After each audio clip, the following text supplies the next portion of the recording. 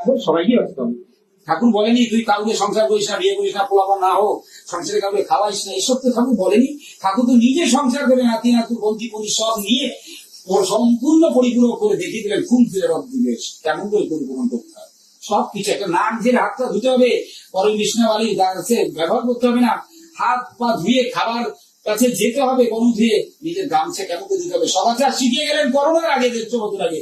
তাকে পূর্ণরূপে পেয়েছি না, তার মুখনিশ্চিত বাণী আজকে আমরা দেখাচ্ছি, সায়েন্স দেখাচ্ছে। সর্ববিজ্ঞানের যিনি বিজ্ঞান, যার কথাগুলি থিসিস করে আজকে মানে নোবেল পুরস্কার পাচ্ছে, গবেষণা হচ্ছে, আজকে তার আমরা চিনছি না যিনি কে। ওই সাধারণ বেশে আসে তো ভাবলাম কেন হাতের ভিতরে সুদর্শন নেই, কেন হাতে বাসি নেই, ময়ূরের পাখা নেই, চুলো নেই, ধরা ধরা ছড়ায়, তবে আমরা মানবো ঠাকুর বলে না। যতবার এলেন ততবার তো এই রূপেই এলেন।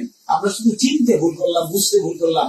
তাকে যদি ভালোবাসা যায়, ঠাকুর সৎসঙ্গে সত্যানুষ্ঠানে বলেছেন ভক্তিরূপ ভেড়ার সিংহে তিনি খন্ড বিখণ্ড হন, প্রেমের পক্ষালীন তাকে ধরা যায়, তিনি প্রেমীর কাছে উদ্ভাসিত হয়। প্রেমীর সঙ্গ করো, সৎসঙ্গ করো, প্রেমের পক্ষালীন তিনি উদ্ভাসিত হয়ে উঠবেনই।